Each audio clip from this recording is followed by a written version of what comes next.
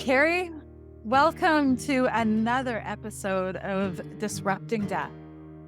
Thank you. It's again a pleasure to be here, and it's a privilege because today we're talking to two incredible women. Yes? We're talking with Lauren Clark and Chelsea Peddle, who are both affiliated with Bridge C-14. And Bridge C-14 is one of those grassroots organizations that I have really appreciated watching grow over the last few years. Bridge C-14 is a network of peer-to-peer connections and community supports through all stages of medical assistance in dying. Lauren is a social worker and a huge advocate for people who are looking at accessing MAiD in Canada. She has been integral in developing and growing Bridge C-14. And I'm excited to both hear from her and Chelsea. Chelsea, who's from Victoria, where I think Lauren will be zooming at us from Ottawa, who has some personal experience in medical assistance in dying, alongside herself being a death doula and looking at developing her skills in the area of psychotherapy. All of that is incredibly exciting and it's enthralling. I love that you've used the term grassroots. These are two individuals I feel that are pushing our boundaries forward and helping us realize that we do have to bridge those gaps that we're seeing in Canadian society. MAiD having been legislated since 2016, realizing that supports are necessary and that what those supports look like and when they're offered are two really big things that we have to consider collectively as Canadians. What supports are on offer? And I'm excited to hear what Bridge C-14 is up to these days. Me too. So let's go and get that conversation going. Excellent. So great to have everyone here. So let's just get ourselves warmed up a little bit. And I did a panel on Sunday night. This is why we have editors, because I'll ramble a little bit. And then when we get to a point where it sounds like we're having a conversation as opposed to a forced question answer thing. So we did this panel at this place in Thunder Bay called Goods & Co., which is like becoming this community hub place. And we had an MC who was retired from CBC.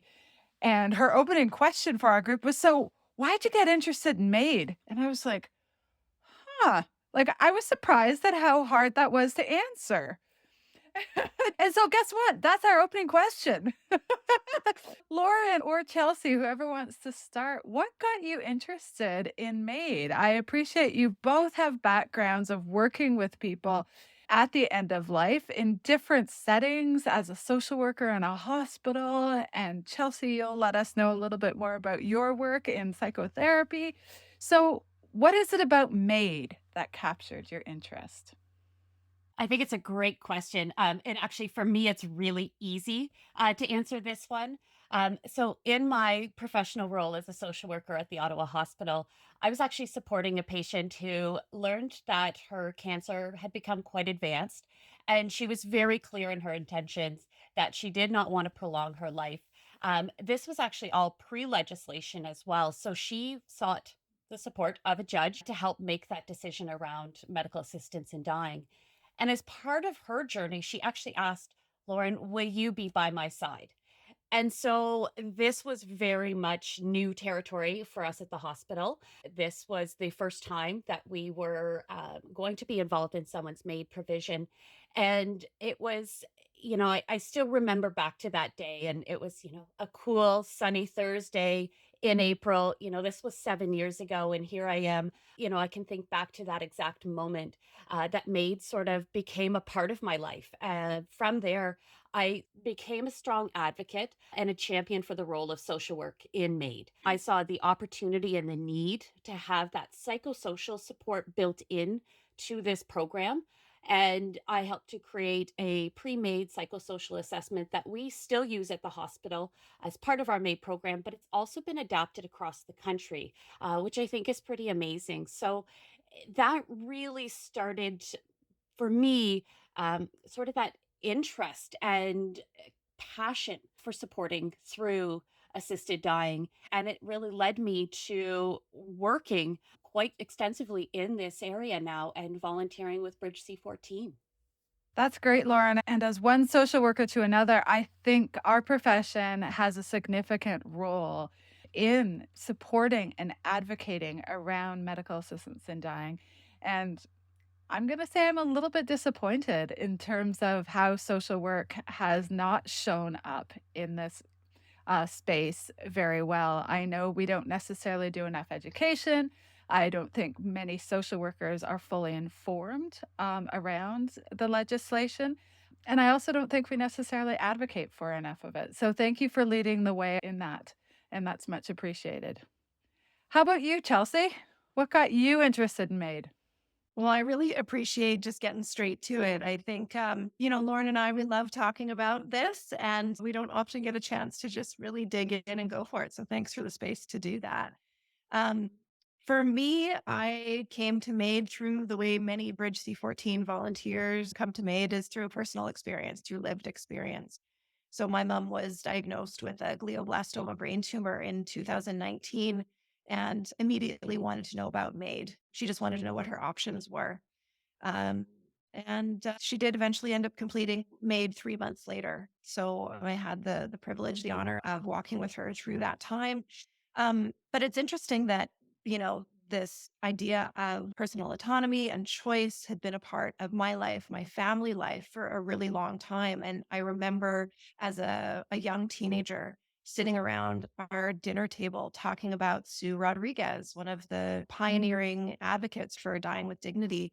And so this, yeah, was in the early 90s. And my mom was always curious about my opinion, curious about social justice. So these conversations were a part of our lives for a very, very long time, which I think was one of the things that helped us navigate things with a little bit of grace, I think, when we were actually in the thick of it, when MAiD presented itself to us.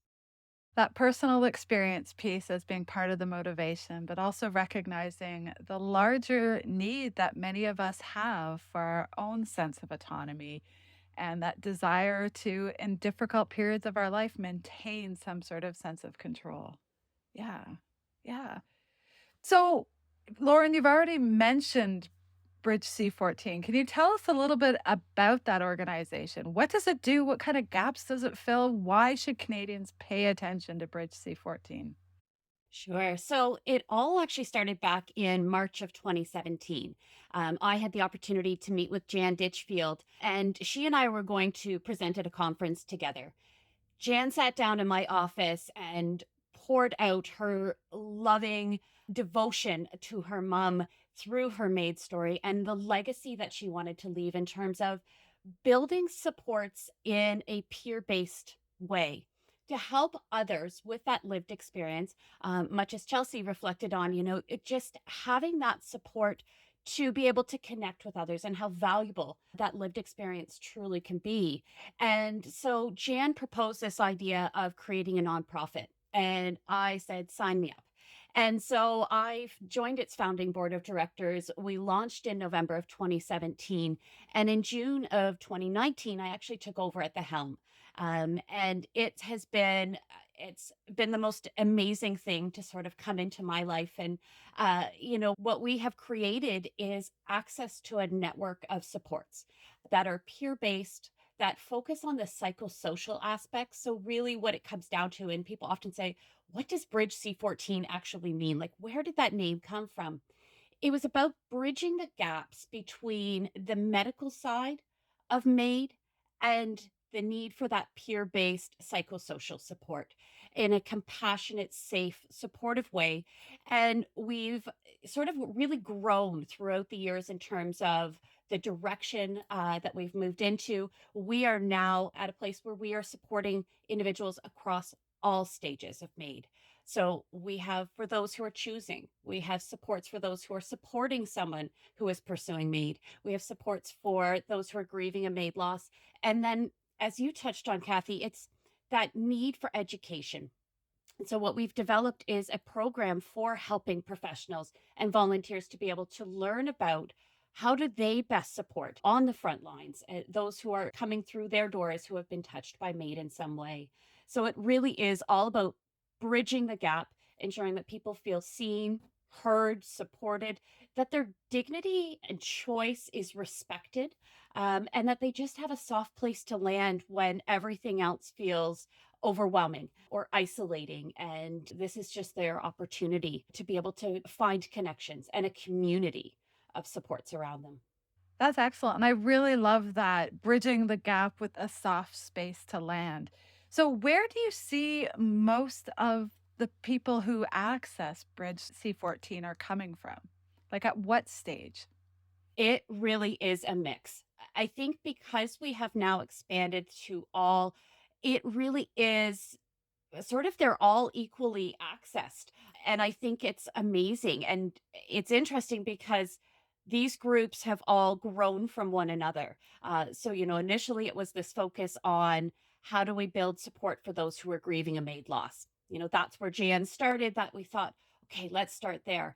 And then it was, well, we need support before. We know that, preparation ahead of time, that engagement with someone who has that lived experience can be so beneficial. So we expanded to there. And then it was, well, now we need to expand to those who are actually choosing this. So we see people come in from all walks of life, from all across the country, even outside of Canada, who say, in my home country, this is not well known.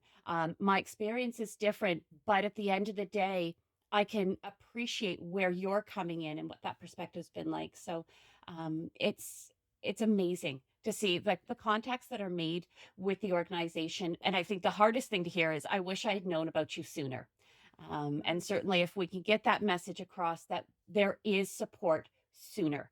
We're always happy to have people find us. But yes, I do wish it could have been right from the beginning. Yes, that upstream piece for sure. Absolutely. Thank you, Lauren, for that. And I want to kind of touch on a couple of things as I move into the next thing I'd really like to know from both of you. And I want to revisit what you shared about your mom, Chelsea.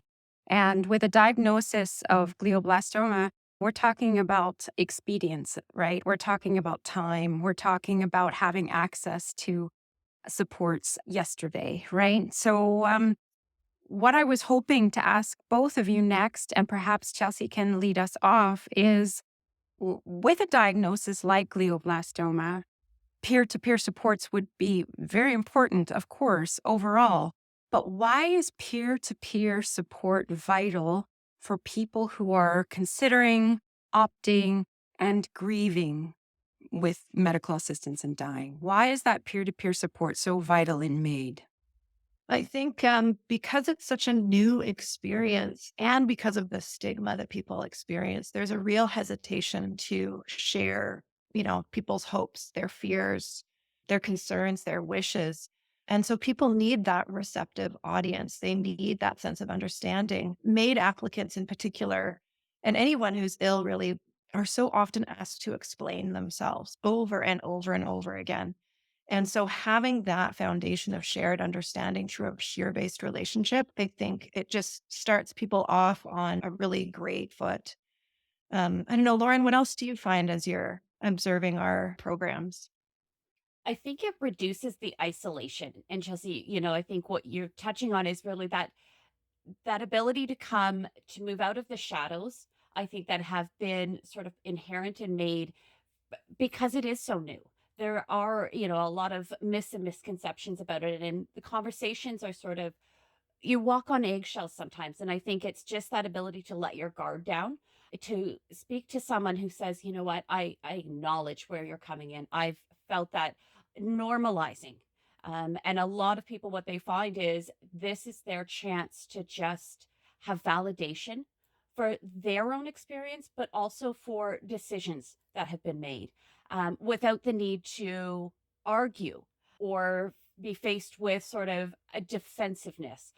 It really just is a place to share openly and honestly, whether their experience was positive for them or if it was something that challenged them, or created complications in their grief. It's just this shared appreciation for that. And some of the stumbling blocks and barriers to accessing support or to talking about MAiD in general. Certainly, the feedback we found is again that reduction of the isolation, that ability to find new coping strategies as well. and that shared learning. Yeah. I think what I love in particular about what you've both shared is when we had the privilege of being with you at the conference in November, Lauren, and you shared the quote, some of the most comforting words in the universe are me too. And what I particularly love about that is that idea that what you're talking about, that shared learning, but also that shared space where you don't necessarily have to read the room with the scrutiny that you might have to if you were perhaps the only person who was thinking medical assistance and dying, et cetera. And I think that's absolutely vital. It also speaks to that wonderful point you made about the peer-to-peer groups growing from those original groups, which means that you've created a space where people feel empowered and comfortable to reach across to another squishy human and say, do you know what? I know of a group where you might feel very much like you want to be a part, and how wonderful that you're able to do those things. It really becomes that place where it is that we speak the same language. We just get it. We just get it. There's something that resonates so nicely in itself with that. People come in and they aren't sure what to expect. Perhaps this is the first time they've acknowledged that this is a loss that was because of a decision around MAiD. And I think that there's comfort in that. And again, that branching off of these peer connections that spur off into their own personal lives, right? That you can see that peer connection continuing to grow outside of the walls of Bridge C-14. Again, we've bridged back to the community. It's a beautiful visualization when you think of it that way, is just creating this continuity of care. Absolutely. I'll expand on that. We've had participants talk about going to other support groups in the community for their condition or disease based groups, whether it's cancer or Parkinson's, and receiving really fabulous support there.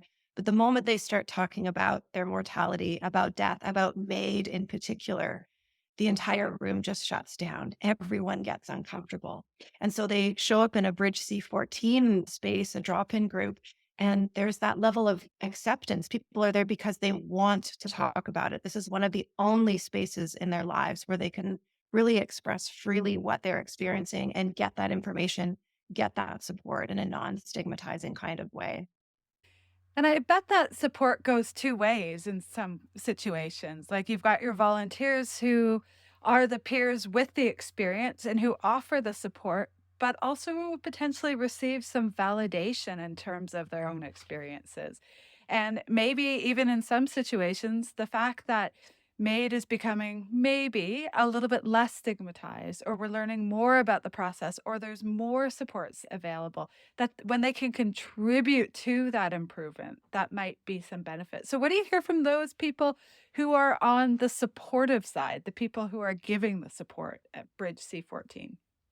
Our volunteers they are the most dedicated group because they really, as you said it, Kathy, they get so much from this for their own growth and their own grieving, right? Grief never disappears. So the ability to kind of reflect on their own grief experience through the months, through the years that they've been with the organization, many say, I still will participate in a drop in, or I'll facilitate a 10-week group, and I walk away feeling more confident in my grief journey, where I'm at and how I'm coping, and also areas where maybe I haven't spent enough time and need to go back. And so they learn and grow through this as well. And they keep coming because it's the sense of being able to give back, but also to receive. And it's a great reciprocal relationship. I think they have. And it's tremendous how many say, this is the best thing that I could do. I wasn't sure if I was ready, but I'm seeing that it's okay to also not always be ready and to go into this with an open mind. And they walk away with it feeling so empowered. And what a lovely gift to both be able to give and to receive. And now you've mentioned it a couple of times about your drop-in group. And Carrie Lynn and I, of course, checked out your website and saw the calendar, and you have a drop-in group. So can you tell us a little bit about what that's like?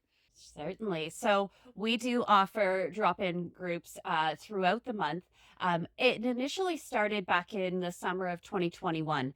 What we were finding was people were trying to sign up for one of our 10-week groups, and either one was already going on or there was going to be a delay in terms of our next scheduled group starting. People needed this in between, sort of as maintenance or a space to just connect that maybe wasn't as structured, that they can kind of pop in, pop out, don't always have to commit. And so we thought, what about drop in sessions? So we initially started those who were grieving a MAiD loss, hosted a few. Popularity grew, and people thought, okay, this is really good. So we thought, well, this is working well with this group. Let's move into those who are supporting someone choosing MAiD. And that, in combination with some open sessions where it was you could come in from any stage and hear from one another where people are at and what they're sort of struggling or grappling with at that given moment. And then it was, people said, well, I'm supporting my person who's choosing MAiD. What about that person? They also could really benefit from a drop in session. So we expanded it to those who are pursuing MAiD. So in these 60-minute sessions, people come in, they can choose to have their camera on, they can choose to keep it off. They don't have to participate. It's all voluntary. We have some regulars who often will come to the sessions, who welcome the new members in, these new faces, encourage them to share, sort of acknowledge that it can be overwhelming that first time. You're not sure what to expect, but they have really, I think it's mostly these participants who come to our drop-in sessions who bring the conversation and move that conversation forward. It's very fluid and dynamic, and the facilitators are there to help guide. But in essence, it's these peers just sharing that they see. There's times where you can see someone coming in who is really, they're having a really tough time. By the end of the session, they have breathed this almost sigh of relief that it's okay to not have to have these expectations around how quickly to grieve, about this silence that's sometimes been put on them from their own support networks in terms of talking about MAiD. And so, you see this, okay, this is good. And they come back, they talk to others about it. It's been a really amazing thing to have added into our programming, and we would love to expand it. The need is there. People are asking for, sessions weekly. For the most part, we're hosting them bi-weekly. And so, with, time, space, that is really our hope, is to have these ongoing. That's wonderful. It's incredible, again, to go back to that issue of access and accessibility. You talking about being able to be present on screen, but as present as you feel comfortable. And I think that's so important. I want to go back to your peer volunteers and working within a hospice situation and being involved in some volunteer recruitment. One of the questions that comes up from some of the volunteers that I've spoken with is, I really want to be a volunteer with your organization because I feel like I can walk the talk, but I'm a little bit afraid of having to keep going back to my own grief, etc. I'm wondering if either of you could talk to that idea that when people want to volunteer with Bridge C-14, what kinds of things are you hopeful that they can receive or be supported with their own kind of MAiD-related issues? So we've actually implemented a number of different ways to really support our volunteers, recognizing that this isn't easy. Not only are you hearing stories from others and sort of soaking that in and trying to be that listening ear for these individuals, but you're right, it touches on their own grief and that experience and brings them back to that. And so we do debriefing with all of our volunteers. So they have the ability to connect with either myself, or if they're co-facilitating a drop-in session, we do like to have two facilitators if we can. They connect with one another afterwards to check in. How are you doing? They know that it really is an open book policy with the organization, that if you're struggling, if something has hit a little closer to home and you want to talk about it, we are here for you. you are part of our peer support network. And that is what we strive to do, is build the connections for them to feel that this is also a safe place to reflect on their grief. And when it's maybe touched again a little too close to home, is to say, okay, you're here. We will help you. And our volunteers are, again, anyone coming in can say, you know what, I know I have a buddy through this. And that's really what we want them to feel, but also to know that, again, we have training available to support them, that this is at their time commitment based on their schedule when it's right, whatever capacity they have to give. And even with our 10-week groups, we have new volunteers who come on and we have them shadow. So they are not sort of at the forefront from the get go. It's, you can learn from how other facilitators do this and again, debrief afterwards, but what that experience is like. And perhaps maybe facilitating isn't the right fit at this point. We have other ways to volunteer with the organization that aren't as at the front lines type of thing. Wonderful. Thank you. It sounds like Bridge C-14 has been groundbreaking from the get-go in terms of recognizing and bridging the gap for people who have experience MAiD through accompanying them, to thinking about the importance of peer-to-peer support, particularly in this specific arena. And now I'm aware that you have just completed a pilot project, bringing together people who are, I use the term accessing MAiD, but I think, Lauren, I like yours better. Pursuing MAiD sounds a little bit gentler and a little bit less healthcare oriented. So people who are pursuing MAiD for themselves, and you have this group that has come together. Can you tell us a little bit about what that experience was like? And maybe, Chelsea, you'll start us off. Yeah, absolutely. I also like that term pursuing because it also locates the power and the control with the person. So yeah, it was a thoughtful choice on our part. So this group that we've developed, we're calling it Making the Most of Our Time. It's a meaning-centered group program for people pursuing MAiD. And really what we were seeing, like all of our work at Bridge C-14, it originated with our participants, with the information that we were gleaning from them through the drop-in programs. And while those drop in programs were giving fabulous support, a really great space for people to exchange information and tips for navigating the MAiD process, psychosocial support, we were seeing the need for a higher level of psychosocial support, especially seeing people grapple with more existential kinds of themes, that grasping for finding meaning through suffering, defining what their purpose is as they're living as they are dying. And sometime in that timeline, the annual report on medical assistance in dying in Canada came out. And that finding of, the number one reason why people choose to complete their MAiD is because they're no longer able to participate in meaningful activities. That kind of shored up this idea that we need to be offering some higher level psychosocial support around the meaning that people make of this time. So we decided to offer a group program, and we kind of, cast our net around to see what was out there that might support this population. And really, there was nothing. We discovered yet again, we're on the leading edge of this work. So we were fortunate to find a really highly researched program by Breitbart and Popito around meaning centered therapy for people with advanced cancer. So we thought, okay, there's some parallels here. Let's give it a try.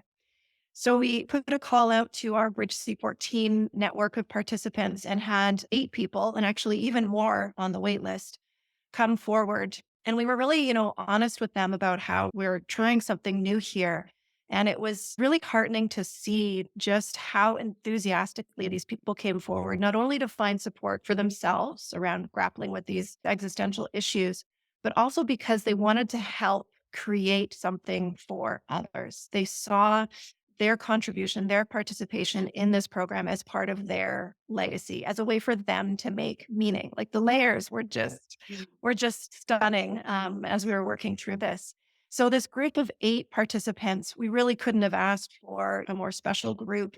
They ranged in age from early 30s to late 80s, quite a range of different sexualities, genders, cultural and ethnic backgrounds, immigration status, and also different tracks, track one and track two.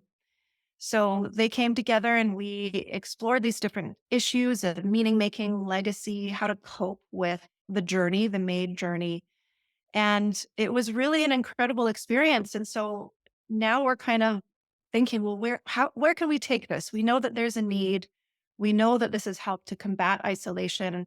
Um, One of the most surprising things, if I could just talk about one of the findings really briefly, was, we weren't really sure how this program was going to affect people's relationship to MAiD and their choice around MAiD. We were hoping that it would improve their capacity to cope. We're hoping that it would improve their network, a sense of togetherness, combat isolation. But what we found was that a lot of the participants became more grounded in their values, became more confident in their capacity to make a choice that was in alignment with their values and their wishes. And so for some people, this looked like them choosing to stick around for a little bit longer, maybe to delay the date because they felt like they had an increased capacity to withstand the roller coaster of their life, their suffering.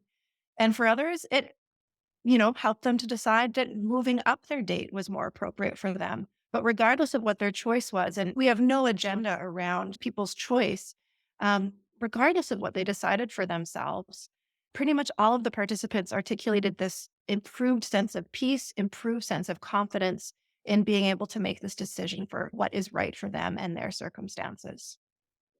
Congratulations on again such a groundbreaking program. You know I'm a fan. And one of the things listening to you talk, Chelsea, that also got me excited is the fact that you're getting diverse representation to your groups because I know we've all been interested in MAiD for a while, and I know when I first started, it was pretty much white men in their 70s with a cancer diagnosis who were well educated and pretty well resourced accessing MAiD. And what you're describing sounds a little bit more what we're seeing generally in most of our communities. Some diversity, cultural, gender, sexuality, all that kind of stuff. So, are you noticing that change in the work that you're doing? And what do you think's contributing to that? Absolutely. And those values of diversity, inclusion, social justice are central to Bridge C-14. So I think that the fact that we are already reaching out to our participants speaks to the amazing culture that Lauren and all of the volunteers have created at Bridge C-14. And then also, as we were developing this program, we kept those values at the forefront. We try to be very thoughtful about our language. We try to be very thoughtful about the way that we're designing the activities so that it is inclusive, so that it is a supportive, brave space for a range of identities. So, yeah, I think it's a thoughtful process and it seems to be working to engage those diverse folks.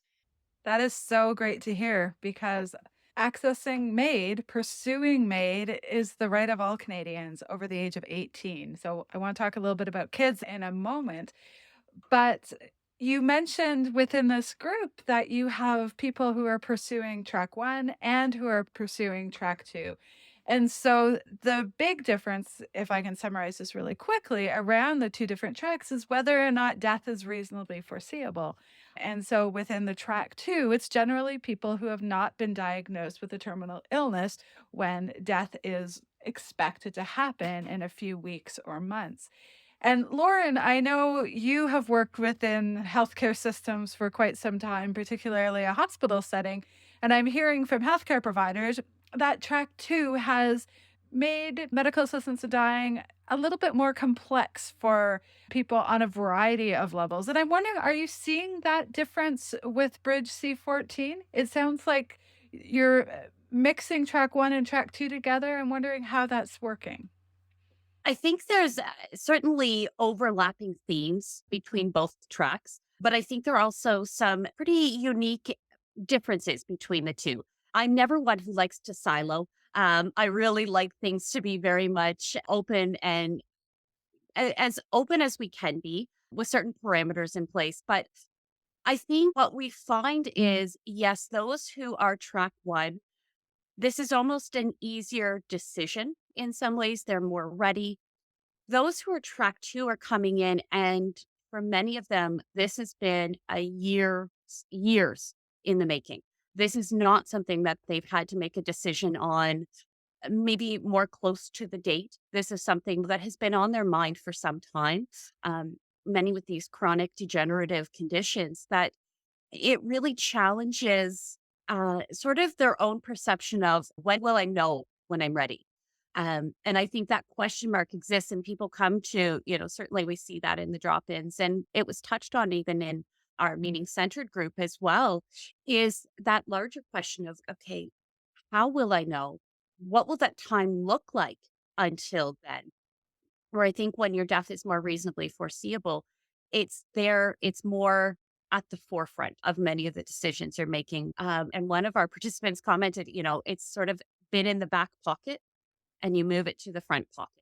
And how do you know when to move made from back pocket to front pocket?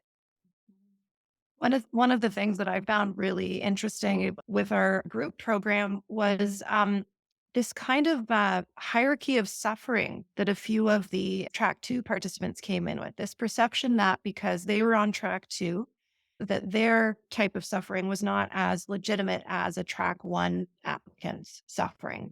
And in their mind, track one suffering was characterized by physical pain, and their suffering in track two was more of that existential or that cognitive degenerative condition. And this was several participants came in with that fear that maybe as track two, they weren't as worthy of accessing MAiD. Also because track two came in later in the legislation. And so there's some of this internalizing of, the way that the legislation is rolling out and who fits, who deserves, who doesn't. And so it was really fascinating to be a part of those conversations. But ultimately, when we did our evaluation, all of the participants, even the ones that came in with these concerns, all expressed that they felt that suffering was suffering and they didn't want to judge other people's experiences or choices, and that they greatly appreciated being able to witness diverse experiences of MAiD, how people cope with different experiences of suffering. So that diversity became a real asset. Grouping track one and track two seemed to be an asset to the program. Yeah, thank you to you both. And I think that really speaks to that idea again of what you shared earlier about the knowledge transfer. So having them not siloed, that's the term that you use, Lauren, probably is really conducive to having those conversations that might be, say, prickly to begin with. I'm this and you're that kind of thing, but then really maybe moving toward a greater understanding of an us in all of that. And I like, Lauren, when you were talking about the track two, feeling like there was something perhaps on the back burner and that they were contemplative and exploring what options were available and so forth. And my next question is for you, Chelsea, because I am also an end of life doula and very curious, both Kathy and myself, about how you went from being a health policy analyst to an end of life or death doula. And I'm really curious, both personally and professionally, about the role that a death doula has to play in medical assistance in dying. Hmm. Yeah. Well, I like to call myself a recovering public servant. So I worked in government for over 10 years and, in policy roles ranging from community-based violence and crime prevention to my last role was in children's and maternal health. And basically, after working there for so many years, I felt like I wanted to get back into the community. I wanted to get back into relationships where I could be, of direct service and have a little bit more control over my work life as well. I always had a bit of an entrepreneurial spirit, which you definitely need as a death doula. So, yeah, I quit my policy job, kind of thinking, well, maybe I'll consult in health literacy, and ended up going for coffee with a colleague who, for the very first time, introduced me to this idea of death doulas and that helping people to prepare for end of life might be a career option, is something, that we need in our community and our culture. And it terrified me because I had, like many of us, that death denying impulse. I had unaddressed grief from deaths that had happened earlier in my life. And so instead of turning away, I thought, well, let's see if this can be a marriage of my skills, my interests. And I spent about a year doing that work myself, of kind of coming into right relationship with my own mortality as I was learning how to guide others in doing that. The same way our Bridge C-14 volunteers do, or doing the work at the same time as we're being of service. And so, yeah, I just developed my business, Circle Space. And, funnily enough, life brought my mom's illness to me about a year and a half into my work as an end of life planner. And I always think I got a real gift from the universe having that year and a half to prepare myself with my mom's death suddenly coming into my life. I'm not sure how I would have coped without having done that work. And so, yeah, so I started working as an end of life doula and was really inspired by my experience with my mom to specialize in supporting families that are pursuing MAiD, that are experiencing MAiD. So doulas in general, here's like the little doula spiel. We offer non-medical support before, during, and after death.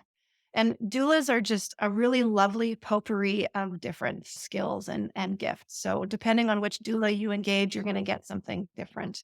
For me, with my background in health policy, my skills come in system navigation. Like Lauren was talking about these silos that we expect people to navigate in times of great stress. Um, I'm there to help people draw those resources around themselves to map out what their duties and responsibilities are, especially for family caregivers. And then also comfort planning is a really big part of my work as a doula. How do we bring that physical, emotional, spiritual comfort as we're living, as we're dying? And then the MAiD process itself, this is where I really, it's always strange to say, but I really enjoy this work. It's just so fulfilling to work with families, especially families with children. This is where I focused a lot of my work, where there's a grandparent that is pursuing MAiD, and the family needs to decide, what do they tell the kids? How do they engage the children in that person's death? Is it healthy for them to be present? And then how do they support the family grief afterwards?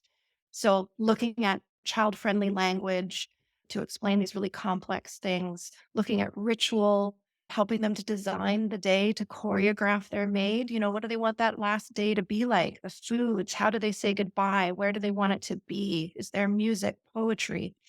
And then also being there for that continuous support. I find that people pursuing MAiD, one of the biggest complaints they have is that there is a lack of continuous support from start to finish for themselves and for their loved ones. And so a doula really can fulfill that role. We've got that ease, that flexibility to move with the family, to move with the individual from beginning to end. Thank you. That's really helpful and thinking about where children fit into that, because I often think when we have discussions around medical assistance in dying, because it's only legal at this point for people who are over 18, that sometimes we forget that children are part of our family structures as well. And we've spoken with Cynthia Clark, who shared a lot about how her family supported her husband and one another as they moved throughout the MAiD process. And of course, she spoke to, and again, I like your term about choreographing the death and where the children were part of that. And so, does Bridge C-14 offer support for children as well as part of your programming? Not yet. Absolutely a hope of ours to be able to expand to offering, whether it be specific supports for children or teens or more educational resources. And so, I look to Chelsea as being an expert in this, and there are a number of really amazing people that have a lot of terrific experience in terms of helping to support children. So at this point in time, we direct back out to some of those other community partners, virtual hospice, Andrea Warnick, some of those experts that are in the field, but we would love to have this be part of our peer connections and part of our programming. And I can imagine as Bridge C-14 continues to grow and continues to fill the gap and to be part of that space, that there's lots of different areas for you to be able to grow into. And so that leads us to this idea that we're hearing a lot in the media, both news and social media, about MAiD and mental health. And I think all of us are fully aware at this point that the federal government has pressed pause for another year on allowing people to pursue MAiD or access it, might be the better word in this situation, to access MAiD where mental health is their primary diagnosis or reason for wanting to have MAiD. So, has this impacted the work that you do at this point when you're talking about your drop in group? Have you seen any changes in people who participate? Anything there? Most definitely. We have had an increase, particularly when the pause button was hit. The inbox filled up very quickly to say, I'm frustrated, I'm angry, I don't agree. You know, what can we do about this? And, one of the things at Bridge C-14 that we don't necessarily do is advocacy work. We turn to Dying with Dignity Canada, who is a champion in that area. But what we have done is expanded our drop in sessions to allow these individuals to join who are contemplating, whether it be because it's mental health as a sole condition, or if they're just in those early stages of trying to navigate is made what is made and how will this fit into my life? So participants have been starting to come in who are in those early days and saying, it's wonderful to hear from all of the other participants, but I don't feel it's in keeping with what's happening for me. And again, we talk about, that lived experience and that appreciation and acknowledgement. It's there, but it's not quite the same. That relatability, that language isn't necessarily at the same level. So, I think one of the things we are starting to think about is, do we create a space for those to come in a drop-in session forum, let's say, because that works, but we want to make sure that it's also receptive to some of the challenges that may be what's driving some of these individuals to come to the sessions, and making sure our volunteers are all equipped with resources. I actually received an email this week, and I'd love to read it out because I think this also talks to what the experience is like for individuals and why Bridge C-14 can't do this alone. So this came in from a gentleman named Rick, and it reads, I see a professional therapist and attend support groups.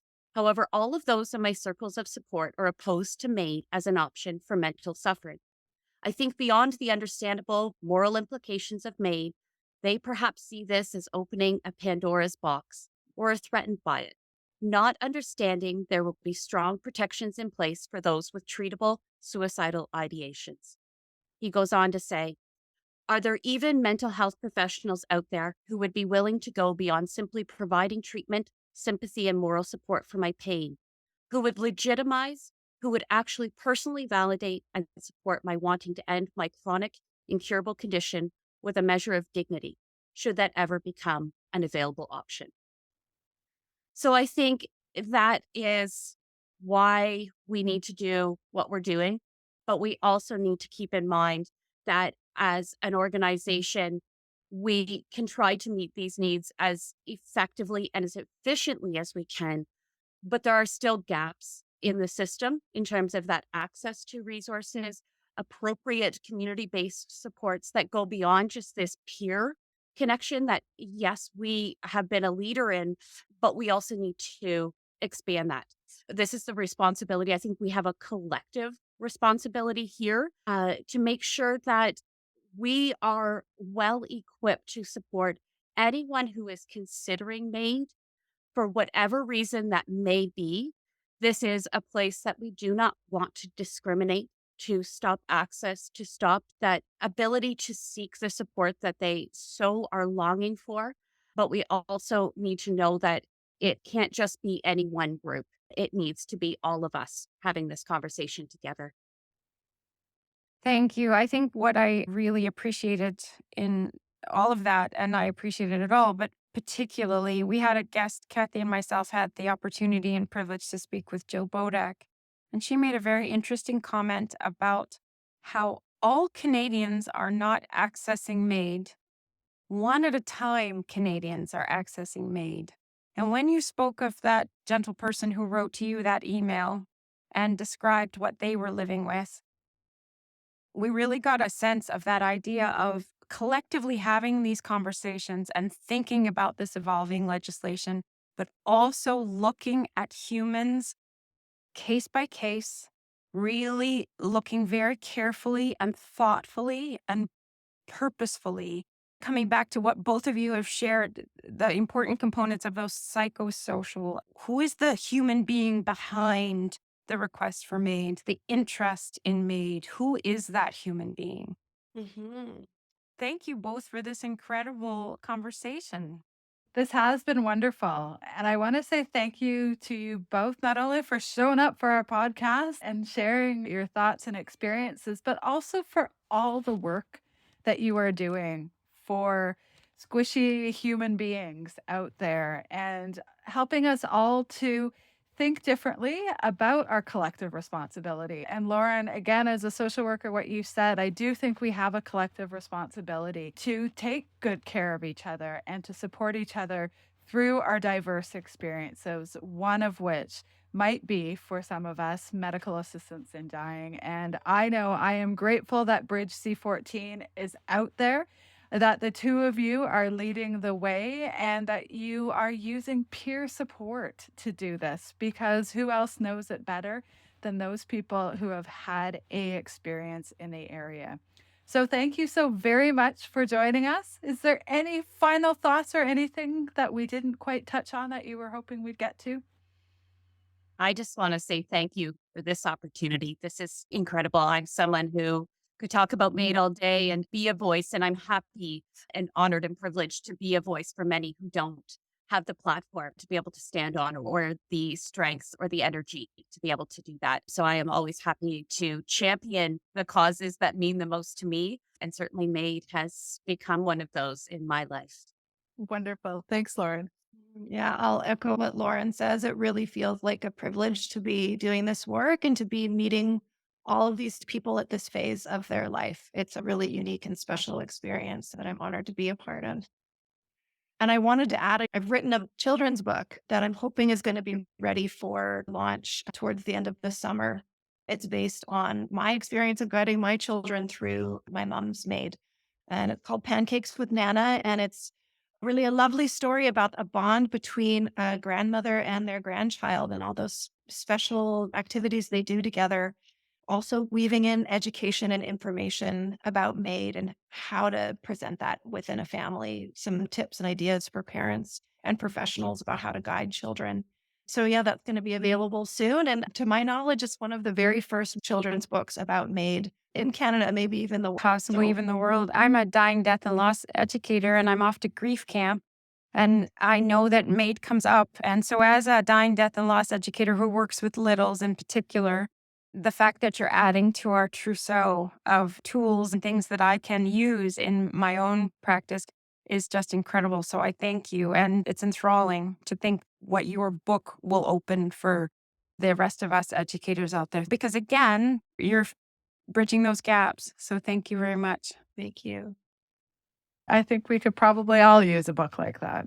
There's such tremendous need. It's taken 3 years, almost 4 years to get it published. And every month I've got people, when's it ready? When's it ready? So I just, I'm feeling that need to get it done, get it out there. Oh, congratulations.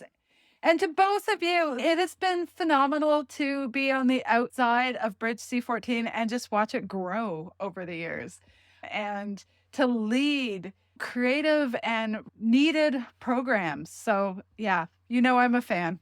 So, thank you. And thanks for carving the time out today on your busy days. Oh, yeah, it was a pleasure. Thank you for doing this.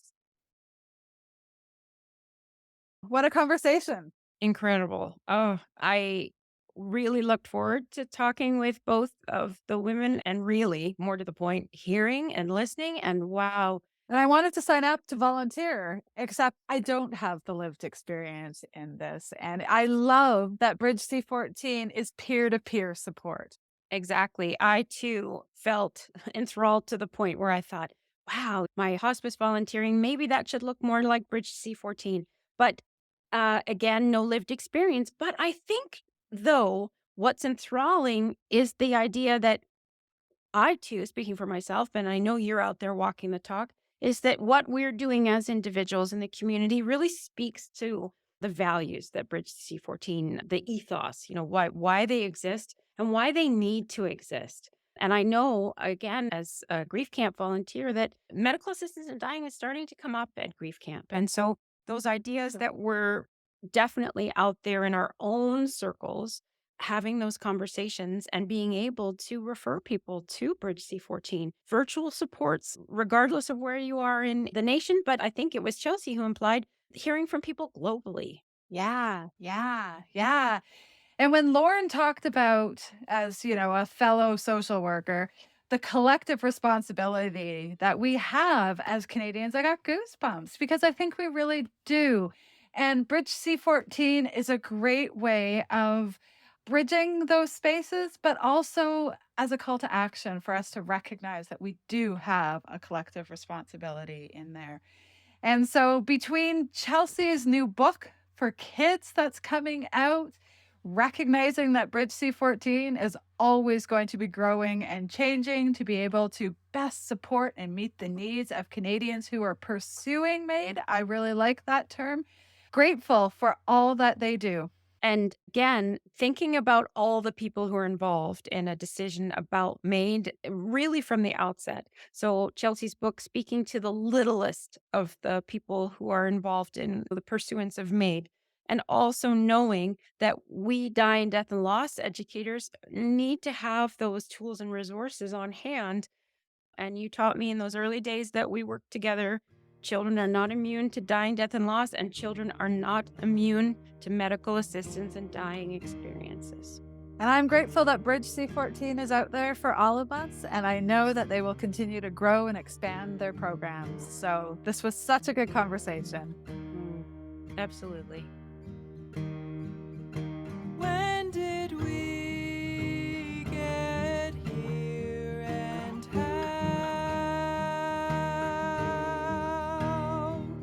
Your stories mean everything now.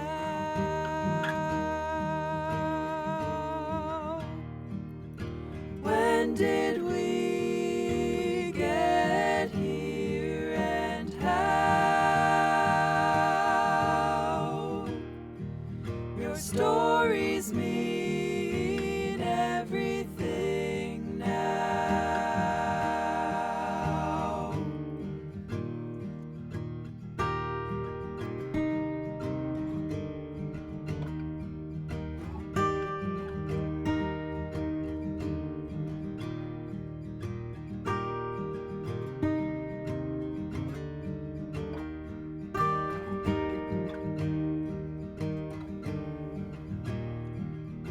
When did we get here and how? Your stories mean everything now.